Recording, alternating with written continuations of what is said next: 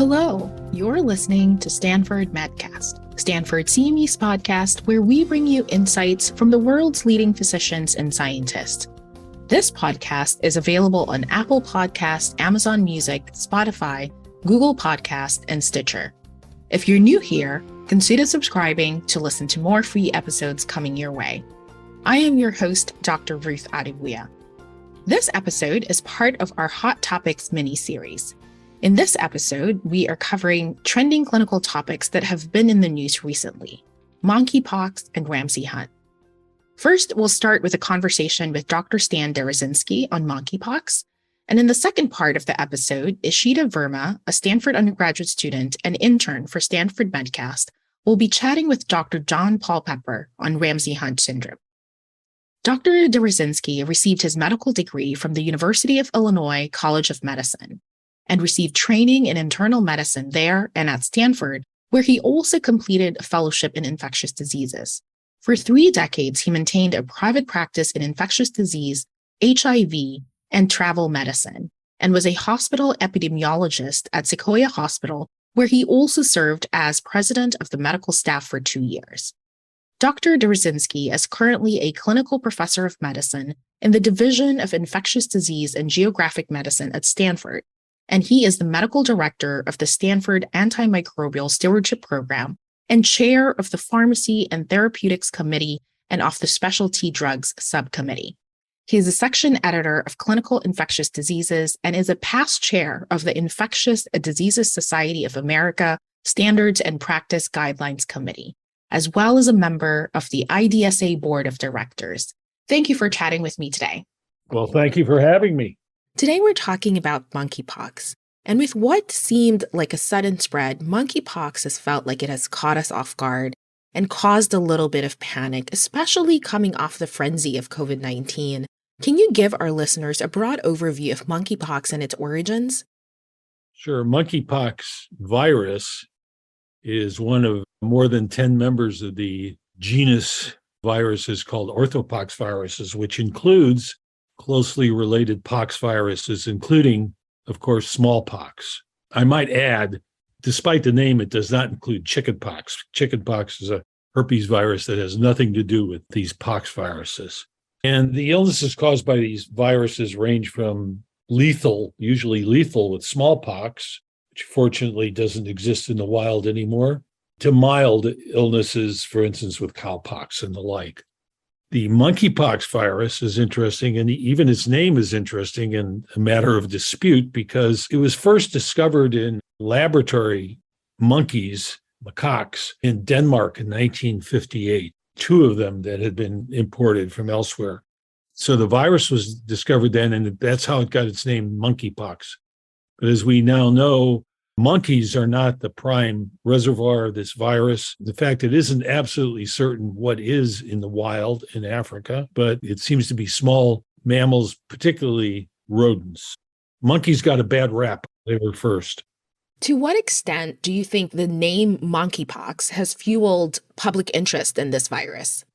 In fact, WHO is discussing changing the name of the virus, perhaps for that reason, and also because in relationship to the 2 versions of the monkeypox virus, because one version comes from West Africa and the other from Central Africa, and they have those names attached to them. And there is a big movement to stop naming the viruses for geographic reasons because it may have an associated stigma. So those names in particular are likely to change. I might also add that there's a distinct difference between the 2 clades of virus from those 2 sites, in that the West African strain in Africa has a mortality rate of approximately 1%, whereas the Central African strain has one of about 10%. Fortunately, the strain we're seeing circulating throughout the world now, particularly Europe and North America, is the West African, less lethal strain. You have mentioned that monkeypox is from the same family as smallpox and cowpox. I'm curious about the differentiation between those diseases and how monkeypox infectiousness compares. Well, smallpox kills people. And if you get further extreme, things like orf or cowpox produce usually just a single skin lesion at the point of inoculation with no spread. Monkeypox is in between, but fortunately, its lethality in the current out of Africa outbreak has been minimal. In fact, the WHO has just stated that there's only been one death associated with it out of the 3,500 or so cases that have been identified. And in fact, in California, where we've had something like 60 cases, as of 2 days ago, it was stated by the California Department of Public Health that none of them even required hospitalization. What I'm hearing from you is that monkeypox is not quite as lethal. However, there are significant implications to somebody getting ill with monkeypox. For someone who's contracted monkeypox, what are some of the signs that they will have? And what are some of the signs that should trigger them to go to a hospital? Although there's been no great variability in the cases that have been seen in the United States, there may be an initial several-day-long prodrome with flu-like symptoms, basically meaning fever, malaise, aches and pains, followed by the appearance of the rash, if you will. And the rash had been typically said to appear first in the mouth and face, but in the current cases, we're seeing it all over, possibly because we believe a lot of the transmission occurs during body-to-body contact, during sexual activity and the like. Many cases are presenting with anogenital lesions as a consequence. The rash, in this case, can be scattered. The lesions tend to be of the same stage. That was used to be taken as a distinction between smallpox and, say, chickenpox, because in chickenpox, you have all different stages of rash present at the same time, whereas in smallpox, they all seem to coordinate in terms of their stage of progression.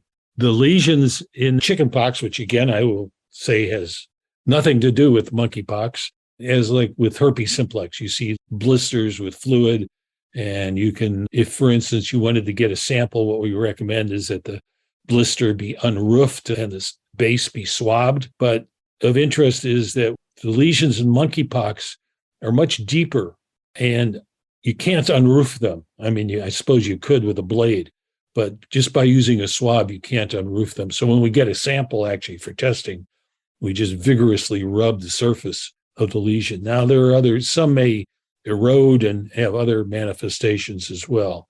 And I might add that I mentioned the typical prodrome, but some patients don't have a prodrome. They first appear with a skin eruption. Many of them will subsequently develop some low-grade fever. They may have, depending on the site of infection, for instance, we see cases with perianal lesions and proctitis, and obviously those would have their own symptoms. Thank you. And you just set up my next question for you, which is, what are the current methods of treatment that are available for monkeypox? The preferred method is a drug called tigcorivimab, which is a pill that is recommended you take for 14 days. There's very limited experience with it, almost none in monkeypox, but it looks to be very effective in the test tube and from some other experiences. So that's the preferred treatment. You can't just write a prescription for it and send the patient to the local pharmacy. It's only available through the CDC on their own investigational new drug use format. So you have to contact them. And it's basically recommended for treatment for patients who are at risk of having more severe disease. So, I mean, at an extreme, if we have a severely immunocompromised patient who gets this, would be one example, or a patient who has critical site infections, such as having inoculated their eyes, that might be another. But it's certainly something to be considered. The safety data, which is limited, but looks safe, so it's a reasonable thing to get. There are other drugs which have some activity, one of which is readily available, but it's intravenous. It's called cidofovir. Its efficacy, I think, is probably going to be less than tigcorivimab. And there's an oral prodrug form of cidofovir, brincidofovir, which is still investigational. Also, another thing that's been used, I mentioned that sometimes people can inoculate their eye, and there are antiviral eye drops that are used for other things like herpes infection. So there are clearly treatments available. Can you talk about the smallpox vaccine and whether it is also effective against monkeypox? What we know is that the childhood vaccination with smallpox vaccine appeared to produce lifelong immunity against smallpox. It's been quoted that it produces about 85% immunity against monkeypox. And we know from certain experiences that although, for instance, the 2003 outbreak, which we may want to talk about in the United States, that individuals who had been vaccinated could still get infected, but they had milder disease with many fewer skin lesions. So the smallpox vaccination appears to be effective, but of course, we're not using that. There is a version of that vaccine, ACAM2000, which is available, but there's a preferred vaccine called Jynneos, which is available but in much shorter supply. And the reason why it is preferable, particularly if one were to go to a mass vaccination circumstance, which I don't think anybody is considering for this disease because the entire population is not at risk, is that the ACAM2000 contains a weakened form of the prior smallpox virus, which is capable of replication. So it can cause complications related to the viral continuing to replicate after you inoculate someone in it. The Jynneos vaccine is a genetically modified version. It's a live virus, but it can't replicate. So it's believed those complications, which are the most severe related to smallpox and ACAM2000 vaccination, would not occur with Jynneos. It's the preferred vaccine, but it's in relatively short supply right now. What's being considered with it is ring vaccination, vaccinating people who have been known to be exposed, people who are named as contacts of a case, rather than people in general. It sounds to me that we are in a better place with monkeypox than we were with COVID-19 in terms of having some treatment options. Would you agree?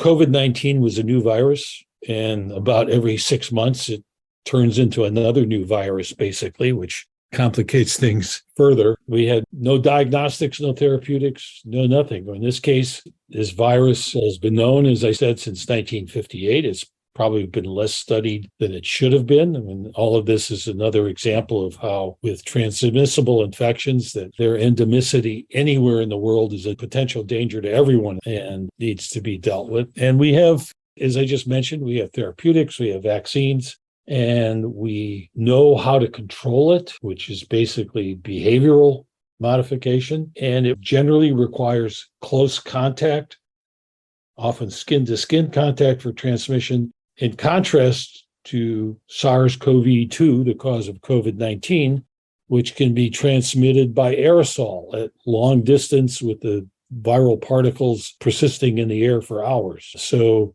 it's a big difference. This is an eminently controllable disease. You alluded to this earlier in our conversation, but I want to call it out specifically here. We know that monkeypox has been around for several decades, but there seems to be an upward spread right now, especially outside of Africa. Do you have any theories around what is causing that upward spread right now? Over the decades, there's been an increased number of cases in Africa, and it's believed that's largely related to two major factors. One is the encroachment of people into the areas where the putative animal reservoirs exist. And the other is the discontinuation of smallpox vaccination in the past, because smallpox vaccination protected, as I said, at a rate of about 85% against monkeypox. So nobody who's young in Africa has been vaccinated. So it's been increasing over the last years in Africa. And there have been, of course, cases over the years that have been transmitted outside of Africa by travelers and by other mechanisms. In 2003, there was an outbreak in the Midwestern United States that involved 47 people. And the way that happened was that there had been imported Gambian pouch rats from Ghana to a pet distribution center where those animals came in contact with other animals, and particularly prairie dogs. Who knew that people wanted pouch rats or prairie dogs for pets? But it was spread by the prairie dogs, which were sold to people throughout the Midwestern United States. And as I said, 47 human beings were infected, either working at the pet distribution centers and pet shops or who had purchased the prairie dogs. And so it happens. That outbreak is interesting from a number of points of view. Again, nobody died. And in that instance, there were no secondary cases, which is very different from what we see now. And I might mention in 2001, there were two introductions, the individual travelers introduced in the United States. And one of them, I think, also is very instructive. This is a patient who flew from West Africa to Dallas, Texas, with a stop in Atlanta. And a few days after arriving in Dallas, he presented to an emergency department with skin lesions.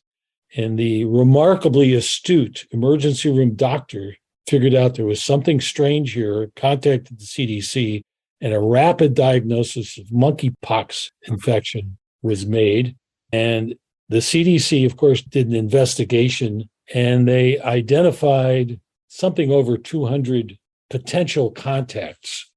There were no high-level contacts, but a number of them were, for instance, people sitting on the airplane next to this guy, and others, people who drove him to the hospital. And none of those people got monkeypox. So again, the difference between that and what we're seeing now is skin-to-skin contact, I believe, in the current outbreak.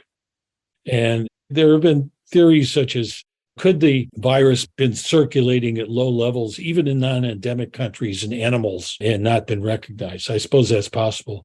There were some very specific things that occurred early on that I don't know that they've been confirmed, but there were two gatherings they variously described as raves or whatever, one in Belgium and one in the Canary Islands. It's believed that somebody brought probably to each of these sites monkeypox, and people there were infected, and then they dispersed to their homes and further cases occur. So basically, if you will, perhaps it's probably a stretch to call it that, but super spreader events with subsequent dissemination. And then the dissemination occurs through what have been described in investigations of sexually transmitted disease as strong sexual networks with obvious means of spread.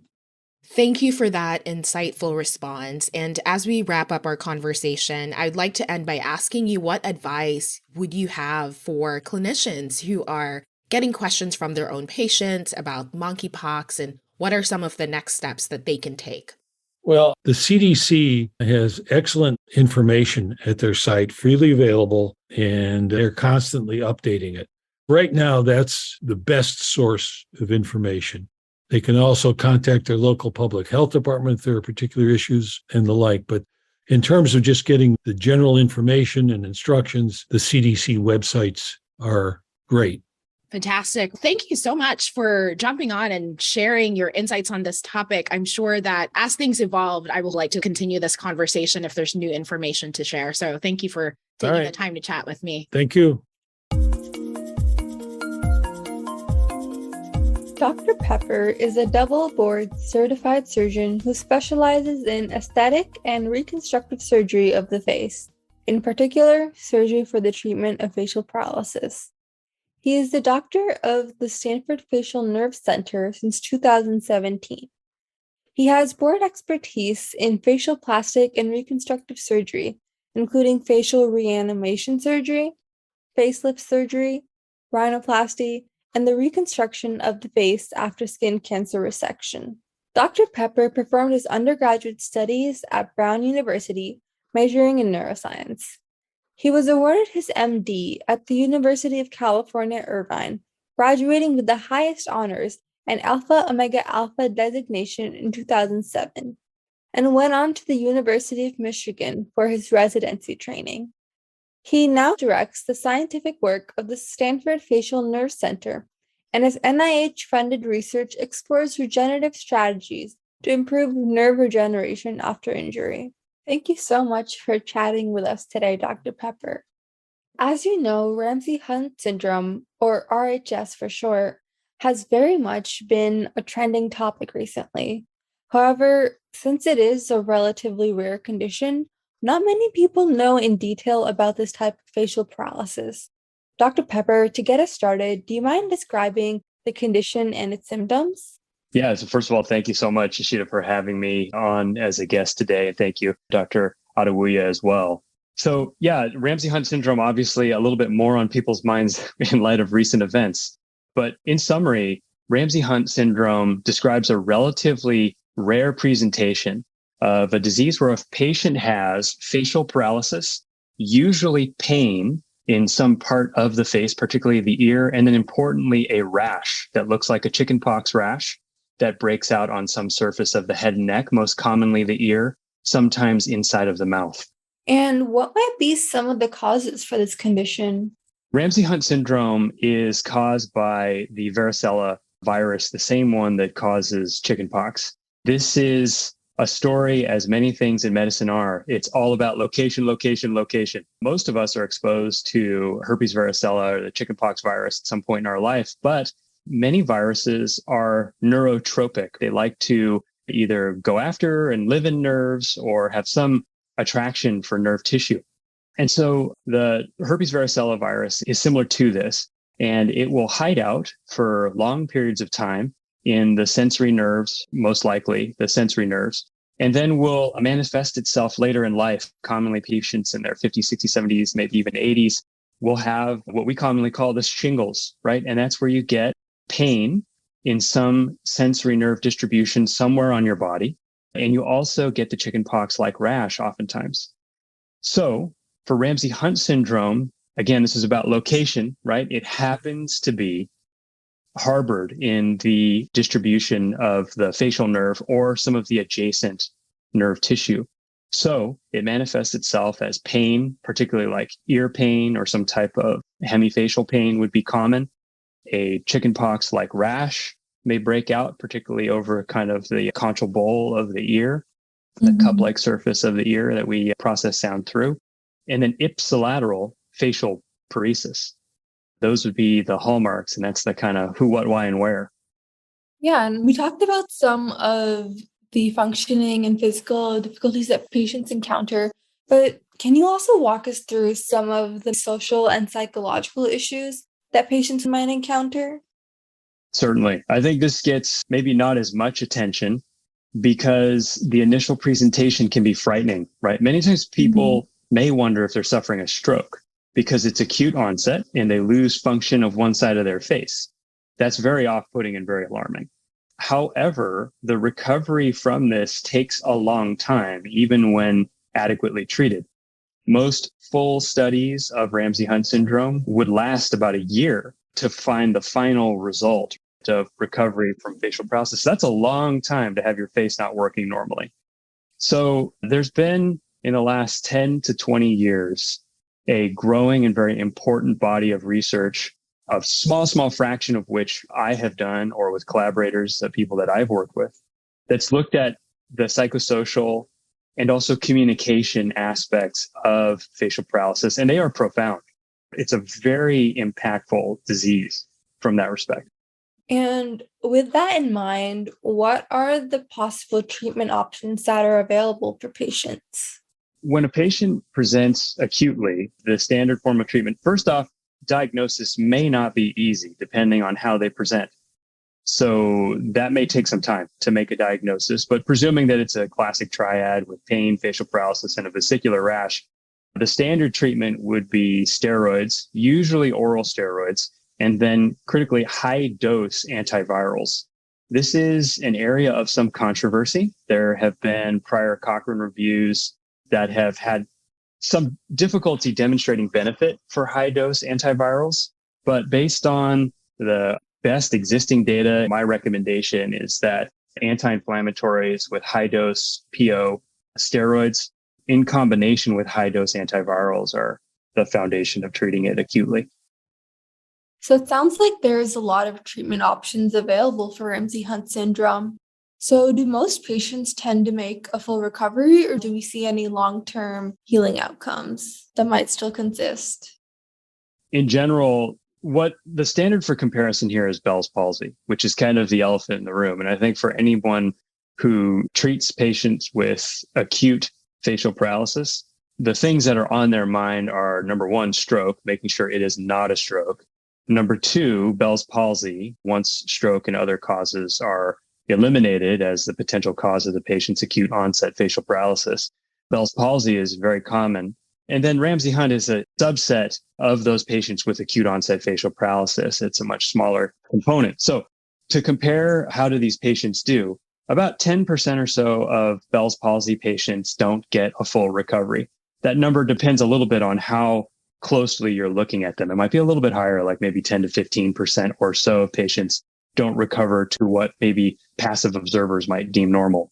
Ramsay-Hunt syndrome patients, though, tend to do worse on average. We don't have near the number of them for study, but they certainly appear to recover more poorly than the average Bell's palsy patient. That's not to say, though, that an individual can't make a full recovery, right? That just means on average, we take hundreds and then thousands of patients and then try to calculate averages, which is difficult to do. But in any event, it seems clear that the average recovery from Ramsay-Hunt syndrome is worse than that of a patient with Bell's palsy. The reason for that is the intensity of the inflammation, most likely, and the degree of nerve injury. Ramsay-Hunt syndrome, much more frequently than Bell's palsy, involves a second cranial nerve or multiple cranial nerves. So that's a testament to a high degree of inflammation that spreads along multiple neural pathways. It seems like the distinction between Bell's palsy and RHS is really important. Could you talk us through some of the more nuanced similarities and differences of the two conditions? Bell's palsy is a diagnosis of exclusion. It is technically idiopathic, acute onset facial paralysis. It's also thought to have a viral etiology, a viral cause, but they are exclusive terms. Ramsay-Hunt syndrome is a manifestation of the chickenpox virus reactivating, also causing the other symptoms we discussed previously. But they can present somewhat similarly, aside from the rash and the hallmark of sometimes intense pain that's associated with Ramsay-Hunt. So they are separate diagnoses, and they're treated, again, similarly, but a little bit different. And this is an important distinction. So Bell's palsy patients are usually treated following accurate diagnosis and whatever workup is needed. Bell's palsy patients are usually treated with high-dose steroids, frequently, say, a 10-day course or something like that is what's commonly used and is supported in the literature. Also, I include a prescription for an antiviral. I will usually use valacyclovir to treat Bell's palsy as well. There are some randomized controlled trials that show some incremental benefit when one includes lower dose valacyclovir along with steroid treatment. So let's then shift to Ramsay-Hunt syndrome. Okay, there's a difference here between the intensity of the inflammation. And so steroids do appear to be beneficial for the treatment of Ramsay-Hunt syndrome. There's a little bit of controversy around this, but in general, for people who treat facial palsy, steroids would be included in the treatment of Ramsay-Hunt syndrome. I feel very comfortable saying that. But the dose of antiviral is different. It has to be escalated quite a bit. So Ramsay-Hunt syndrome is treated with high-dose antivirals. So this is where making an accurate diagnosis is really critical, that one has to accurately figure out this is actually Ramsay-Hunt syndrome, and high-dose antivirals may be needed. Also, the patients can be in intense pain. They may be very uncomfortable. So initial period of inpatient observation is sometimes considered, especially if they present acutely. They may be in excruciating pain, and that may require pain medicine, for instance, to just help them be comfortable and get sleep. But they also are going to need high-dose antivirals. They need to be able to take medicines by mouth. If not, it might have to even be given intravenously. So they are treated very differently, and it's important to make that distinction. Okay, so there are several key fundamental differences between the two conditions. And so when a clinician is trying to diagnose and differentiate between the two, what are some key indicators that they should look for Bell's palsy and for RHS? The rash is a big key because it's right in front of you. So a patient presents with acute onset facial paralysis. They will tell a story. Let's do scenario one. So the patient with Bell's palsy, maybe, who comes into urgent care, emergency department, or their primary care physician for evaluation, they should, if this is Bell's palsy, tell a story of acute onset, like, "Doc, I woke up with this, and then the left side of my face wouldn't move."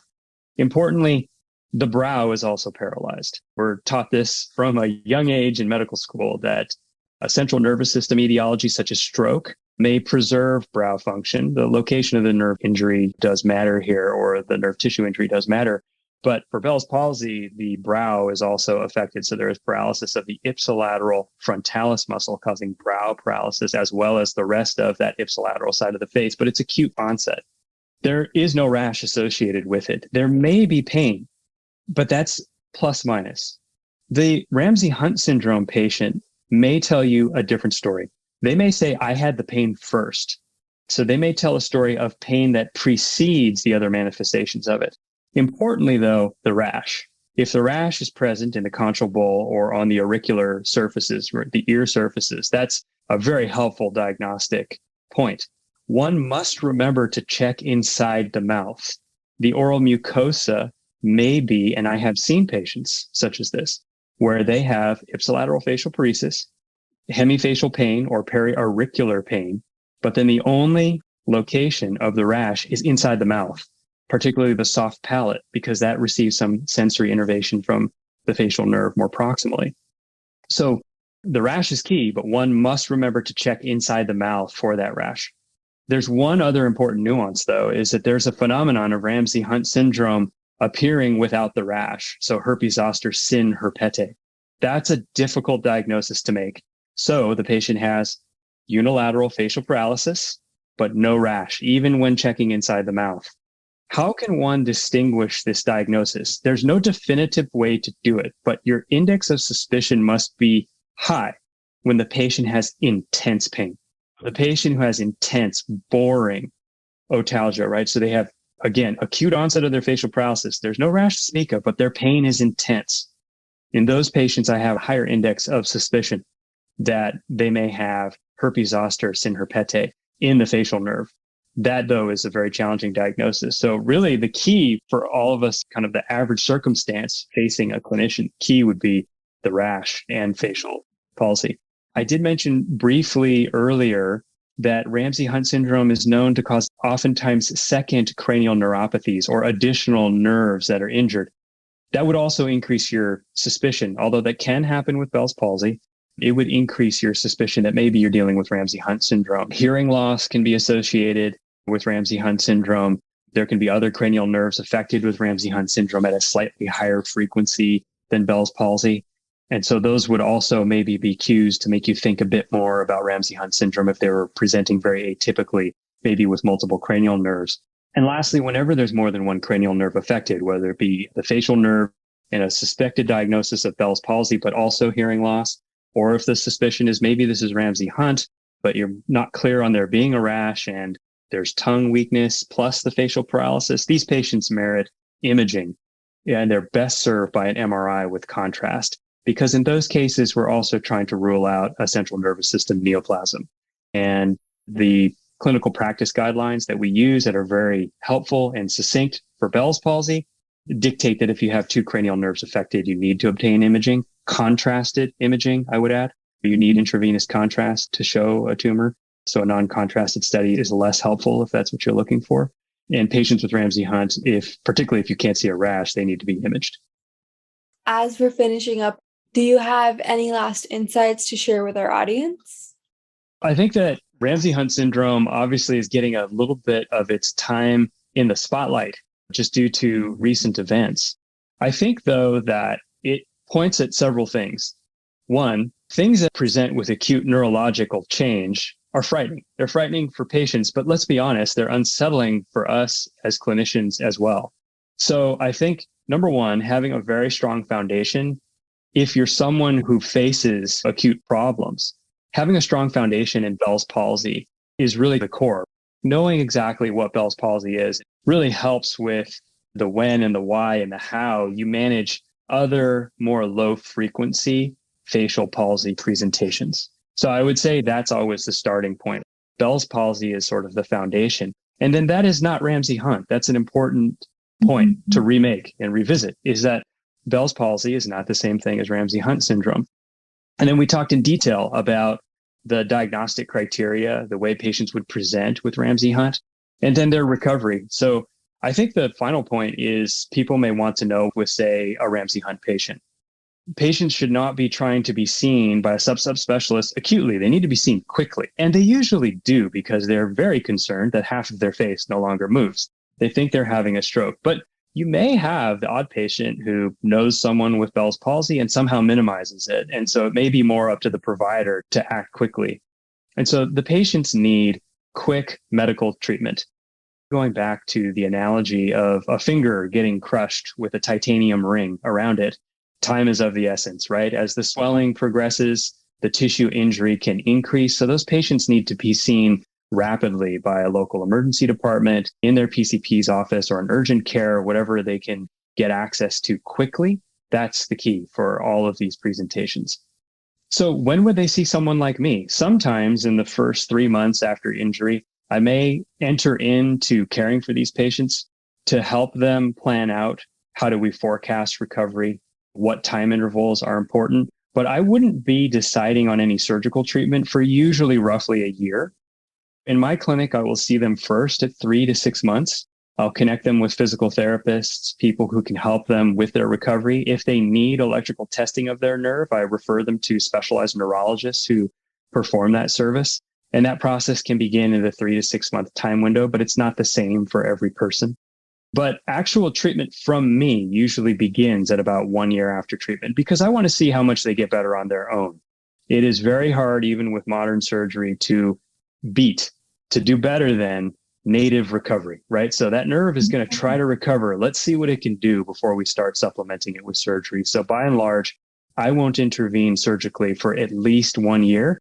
And in my opinion, there's not necessarily much harm in waiting a little longer if needed. So if the trajectory of healing looks a little promising, it's not like we have to make a decision right at 1 year for a patient with Ramsay-Hunt. Thank you so much for all of the information. I know I definitely learned a lot, and I hope our audience did as well. So again, thank you so much. It's my pleasure. Thanks for tuning in. This episode was brought to you by Stanford CME. To claim CME for listening to this episode, click on the Claim CME link below or visit medcast.stanford.edu. Check back for new episodes by subscribing to Stanford Medcast wherever you listen to podcasts.